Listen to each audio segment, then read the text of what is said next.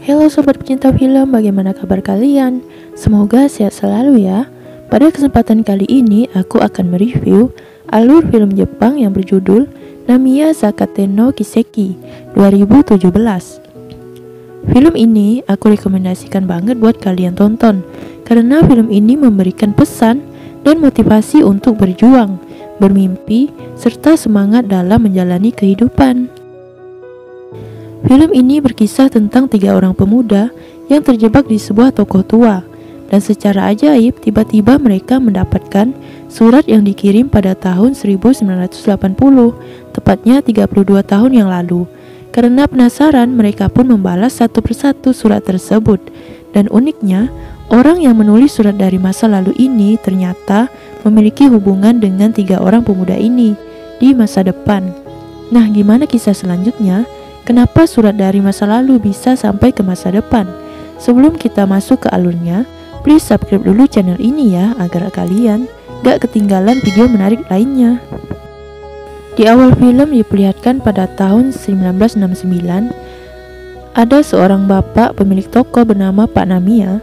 Pak Namiya ini seorang pemberi saran, di mana orang yang meminta saran dengan menempatkan di papan dinding, dan Pak Namiya akan membalasnya juga di sana. Namun untuk surat yang sifatnya lebih personal atau pribadi akan dimasukkan dalam kotak susu di samping tokonya. Kisah berpindah pada tahun 2012, di mana 3 orang pemuda yang sedang mencuri berlari mencari tempat persembunyian. Pria tersebut bernama Atsuya, Shota, dan Kohei. Atsuya beserta 2 temannya akhirnya memutuskan untuk bersembunyi di sebuah toko tua yang sudah kosong milik Pak Namiya. Ketika mereka berada di dalam toko, tiba-tiba ada sepucuk surat yang dikirim entah oleh siapa.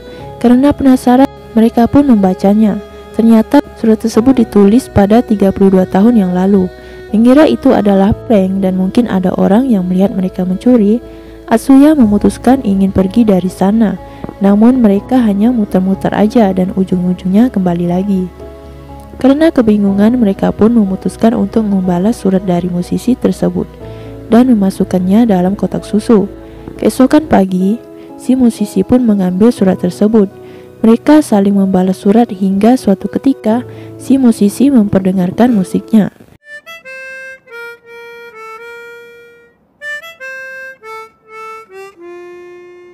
Dan ternyata musik itu sama dengan lagunya Seri, teman mereka waktu di panti asuhan Maruko. Mendengar musik itu, mereka pun membalas surat dari si musisi bahwa musiknya akan mampu menyelamatkan orang lain. Hal itu membuat si musisi mempunyai harapan lagi. Dikisahkan pada tahun 1980, seorang musisi bernama Katsuro yang hampir putus asa dengan karirnya. Ditambah lagi penjualan toko milik keluarganya mengalami penurunan, membuat ia bingung apakah harus melanjutkan karirnya atau mencari pekerjaan lain untuk membantu keluarganya. Singkat cerita, pada suatu hari si Katsuro menyanyi di suatu panti asuhan untuk menghibur anak-anak di sana. Lalu ada seorang anak bernama Seri yang mendengarkannya dengan seksama dan penasaran dengan lagunya. Katsuro pun memberitahu lagu itu berjudul Reborn yang berisi tentang terlahir kembali. Pada malam harinya tiba-tiba terjadi kebakaran di panti asuhan tersebut dan si adik laki-laki Seri terjebak di dalamnya. Katsuro pun bergegas menyelamatkannya. Adik laki-laki Seri berhasil selamat. Namun malang, si musisi malah terjebak dalam bangunan tersebut dan meninggal. Ketika dewasa, Seri ini berhasil menjadi penyanyi yang terkenal. Ia pun membuatkan lirik pada instrumen yang dibuat oleh Katsuro di masa lalu.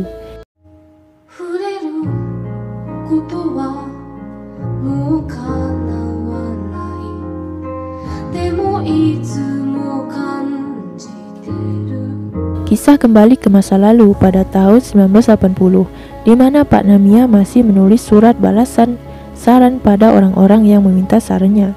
Seorang wanita yang hamil di luar nikah meminta saran pada Pak Namiya apa yang harus ia lakukan pada anak dalam kandungannya. Keesokan harinya Pak Namiya tiba-tiba saja jatuh sakit dan dokter mengatakan ia mengidap penyakit kanker. Usianya pun diperkirakan sudah tak lama lagi. Di rumah sakit, Pak Namiya melihat berita kematian seorang ibu, di di mana ibu tersebut gagal diselamatkan, namun si bayinya berhasil selamat karena terlempar dari mobil. Pak Namiya pun sadar ibu tersebut adalah wanita yang pernah ia beri saran. Melihat hal itu, Pak Namiya merasa sedih dan terbebani, lalu menyadari bagaimana jadinya orang yang ia beri saran malah mengalami hal buruk. Pak Namiya bermimpi suatu ketika ia menyaksikan orang-orang mengirimkan surat padanya, di mana surat tersebut berasal dari masa depan, dan orang yang mengirim surat tersebut adalah orang yang pernah ia beri saran di masa lalu, di mana hal tersebut sangat berdampak pada kehidupan mereka di masa depan.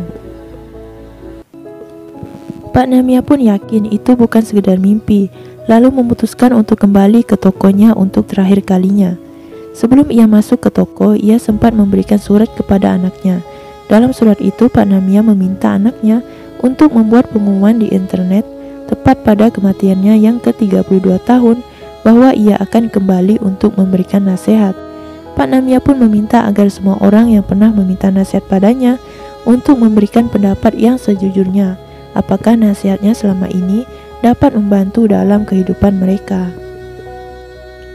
Benar saja, pada malam harinya berdatangan surat-surat yang dikirim dari masa depan. Ketika Pak Namiya mengambil surat, tiba-tiba seorang wanita bernama Akiko muncul. Mereka pun saling mengobrol, dan Akiko membacakan satu persatu surat yang datang dari masa depan. Salah satu surat tersebut berasal dari anak si ibu yang meninggal waktu itu bernama Eiko. Dalam surat tersebut ia berkata bahwa sebelumnya Eiko sangat membenci kehidupannya karena merasa bahwa ia adalah anak yang tak diinginkan oleh ibunya. Eiko pun sempat memutuskan bunuh diri, namun beruntung nyawanya masih selamat. Di rumah sakit, Seri datang menemuinya. Seri ini teman satu panti asuhannya Eiko, lalu menunjukkan surat balasan dari Pak Namiya pada ibunya. Dari situlah Eiko pun sadar bahwa ibunya sangat menyayanginya dan tidak mungkin melakukan bunuh diri, melainkan memang kecelakaan. Sejak saat itulah Eiko mulai menjalani hidupnya dengan penuh rasa syukur. Mendengar hal itu, Pak Namiya merasa sangat senang, seolah mendapatkan penghargaan yang luar biasa di akhir hayatnya. Tiba-tiba datang lagi sepucuk surat. Ketika dilihat ternyata surat itu kosong. Keesokan paginya, Pak Namiya pun akhirnya pergi bersama anaknya. Kembali ke masa sekarang, Atsuya dan kawan-kawan kembali mendapatkan sepucuk surat. Surat itu dari seorang wanita yang bekerja di bar. Wanita itu meminta saran apakah ia harus menerima tawaran pelanggannya untuk menjadi wanita simpanan dengan imbalan diberikan sebuah toko, karena ia sangat membutuhkan uang untuk membalas jasa pada orang tua angkatnya.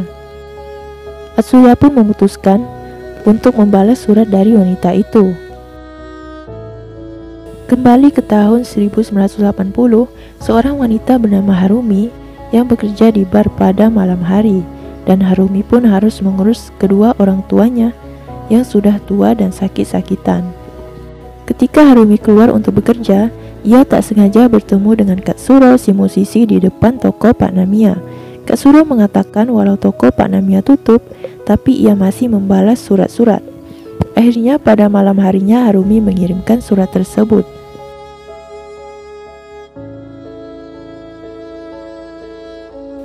Keesokan harinya Harumi lalu mengambil dan membaca surat itu, di mana dalam surat itu Atsuya mengatakan alangkah lebih baiknya Harumi menjalani pekerjaan tukang bersih-bersihnya secara tekun, karena itulah cara yang terbaik untuk membalas kebaikan orang tua angkatnya daripada menjadi wanita simpanan.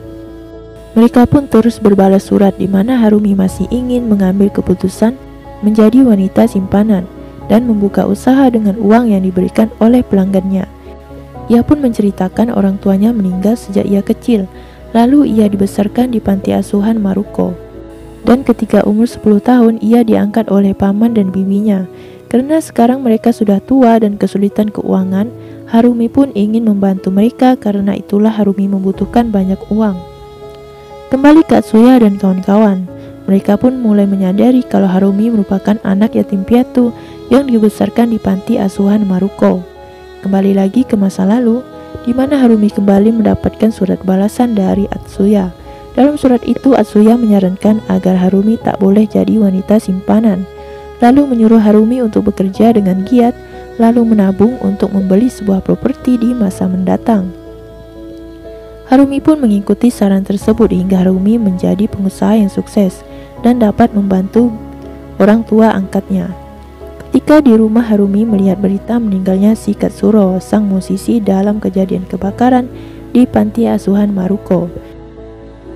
Keesokan harinya Harumi pergi untuk membantu panti asuhan tersebut.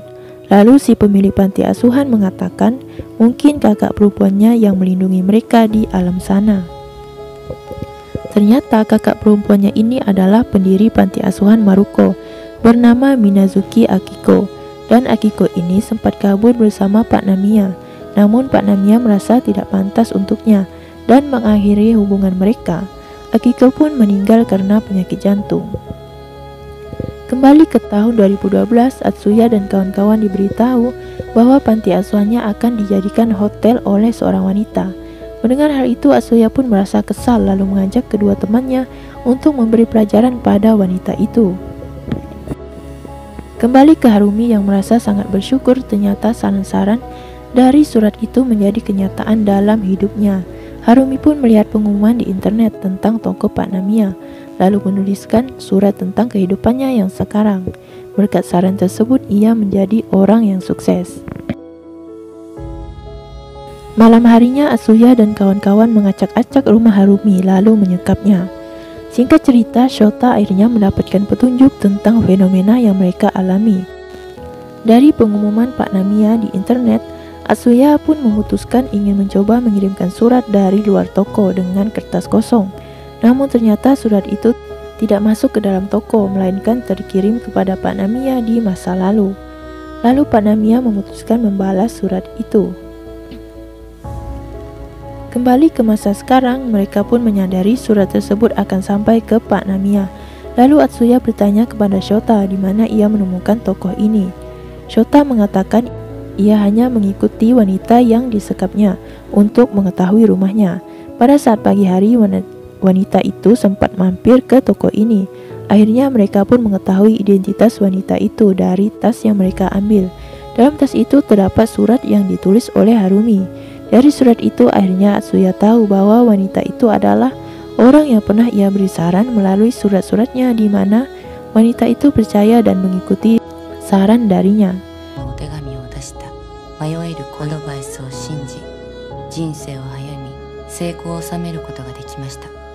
Shota dan Kohei memutuskan untuk menemui wanita itu lalu meminta maaf. Namun Atsuya menolaknya dan tak mau ikut.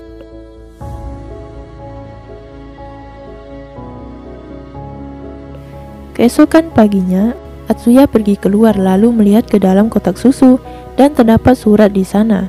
Surat itu merupakan balasan dari Pak Namiya dari kertas kosong yang dikirim Atsuya. Dalam surat itu Pak Namiya menuliskan, "Mengapa mengirimkan kertas kosong? Pak tua ini coba mengartikannya. Mungkin ini menggambarkan pemikiranmu saat ini, di mana kamu tidak bisa melihat ke arah mana hidupmu. Tapi tolong jangan putus asa, jangan kehilangan harapan. Masa depanmu seperti kertas kosong yang putih. Masa depanmu tergantung kau mau menulis apa dan apa yang kau lakukan. Kemungkinannya tak terbatas. Semoga kau dapat membuat setiap hari dalam hidupmu berharga, menjalani hidup dengan sungguh-sungguh. Aku berpikir hari-hariku untuk memberikan nasihat telah berakhir. Ini yang terakhir dan sangat menantang untuk dijawab." あなたが白紙の手紙をくださった意味をじじいなりに考えてみました。思うにこれはあなた自身の心を表しているのではないでしょうか。今のあなたには自分の道が見えていない。でもどうか絶望しないでください。どうか諦めないでください。あなたの未来はまだ白紙です。白紙だからどんな未来も描けます。すべてがあなた次第なのです。何もかもが自由で、可能性は無限に広がっています。その人生を悔いなく燃やし尽くされることを心より祈っております。悩み相談の回答を書くことはもうないと思っておりました。最後に素晴らしい難問をいただけたことを感謝いたします。本当にありがとうございました。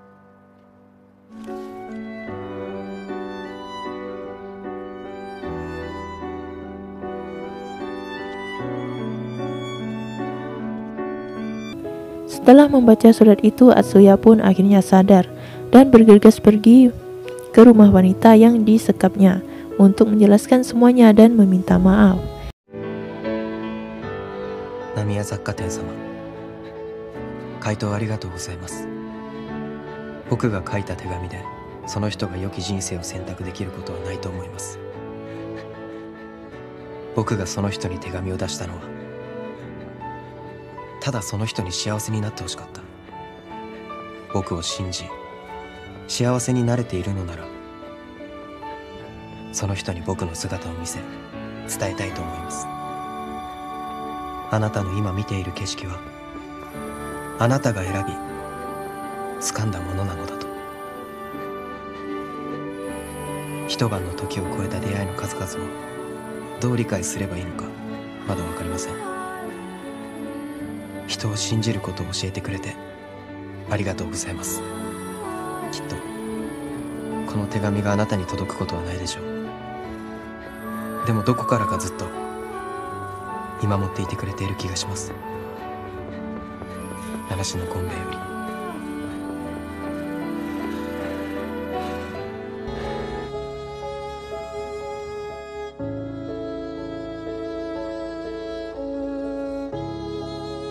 Setelah kejadian itu, akhirnya Atsuya bekerja di rumah sakit.